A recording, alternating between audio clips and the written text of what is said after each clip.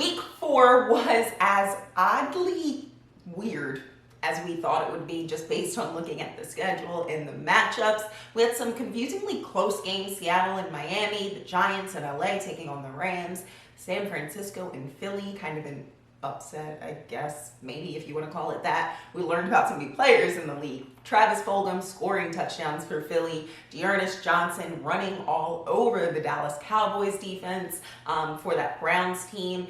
And we have a 1-2-1 leader now in the NFC East. Peak 2020. Let's jump into the recap.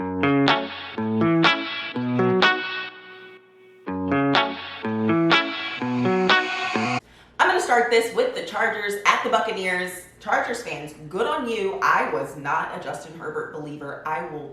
I'll say it. I'll admit to it. I definitely thought that he wasn't going to be a success in the league. I didn't think he would be a long-term starter in this league, and he is proving all of the doubters wrong. I love that he's playing up to this role, having not been named the starter from the beginning. He was, kind of waiting and ready for this moment. Yeah, so it's really nice to see him playing that well against strong defenses.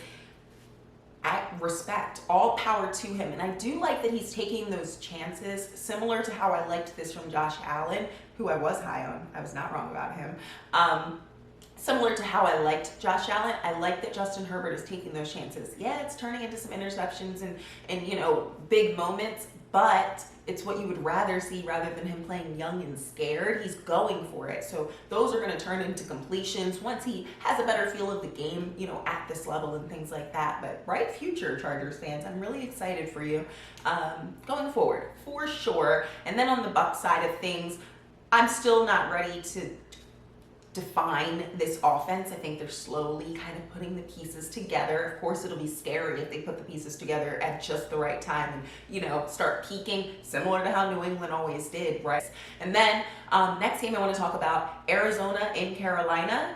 I expected it to be a transition year, and Matt Rule said, no, this is what I do. I love that. I feel like he dominated in college, dominated to the best of his ability, obviously with the tools that he had at the schools that he had, at the schools that he was at.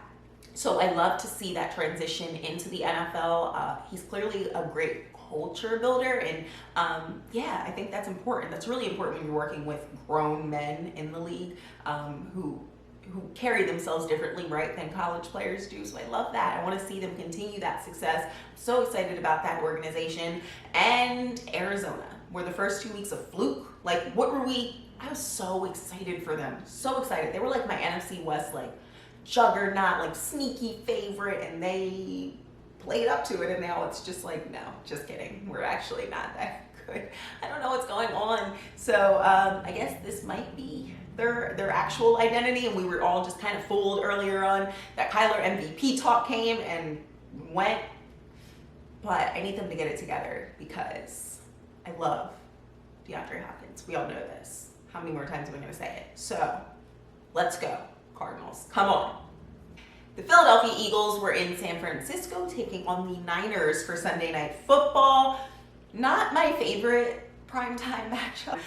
Carson Wentz looked good on the Eagles side of the ball. I feel like they tried to change their offense and fit him into a role maybe that he wasn't meant to fit in. So he looked really good, kind of getting out of the pocket more, moving around a lot. You love to see that. Him playing the game how he needs to play the game is kind of what I saw from it. Throwing to just anyone from off every year, whether it's the Eagles secondary or the receiving core, they're always just playing guys from legit off the street, which good for those guys. I love to see them getting opportunities, but also these names are just getting pulled out of hats at this point. Crucial turnovers on that defense, obviously kind of being able to attack the backup quarterback there in Nick Mullins, which is what you need to pull out wins like this. Such a depleted San Francisco team that I don't want to not credit. A win is a win, right? So you have to credit them for it, but the NFC East is just a mess. It's so ugly, it's a mess.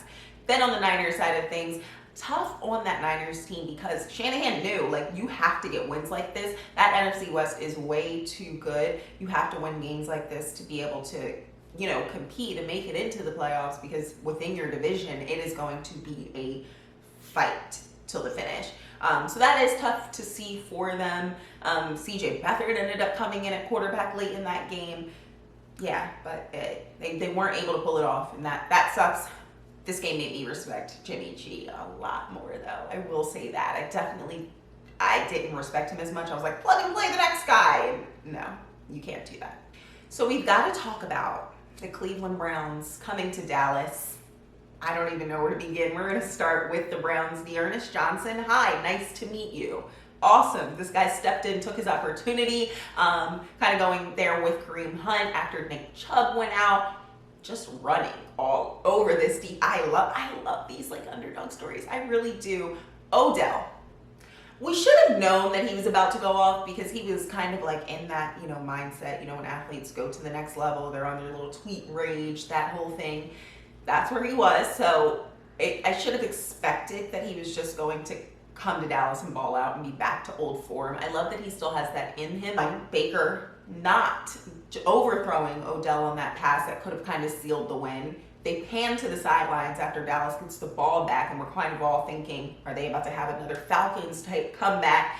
And Odell legit, you could tell, was just like, if I have to put this whole thing on my back, I will do it. I love that energy. It was so great to see. Obviously, go watch the play if you have not already watched it. Maybe I'll insert the clip. I'll insert the clip. So, respect to them for that, for getting the job done. I'm curious. This team obviously is so run first.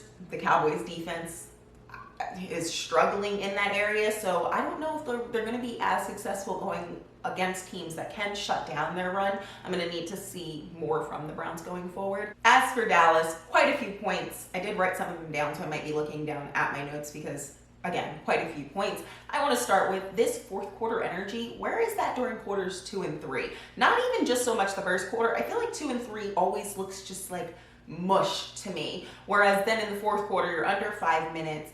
Dak has to score, 2 to 3 touchdowns. And so that first drive that he gets out there, he's chucking the ball, just throwing perfect dimes to every receiving target that he can find on the field, running and finding, gaps like friggin' Russell Wilson out there, get 6 or 7 points on the board. Then on that next drive, he goes out there, tries to do the same thing, and it ends in an interception or something. I feel like I've seen this enough now where it's just like, or when are we ever going to get that together?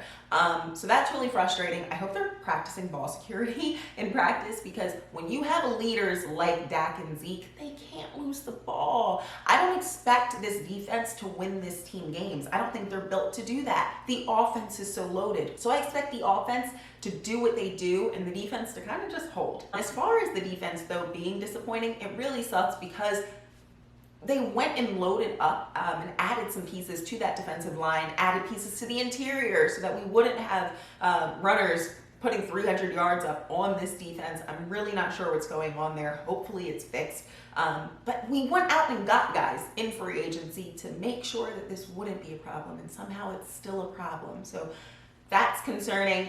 Bright spots, though. CeeDee Lamb and Trayvon Diggs really looking like some solid draft picks. And I also love that we're playing with so much of the depth at the receiver positions. Obviously, you have the big three in Michael Gallup, Amari Cooper, CeeDee Lamb.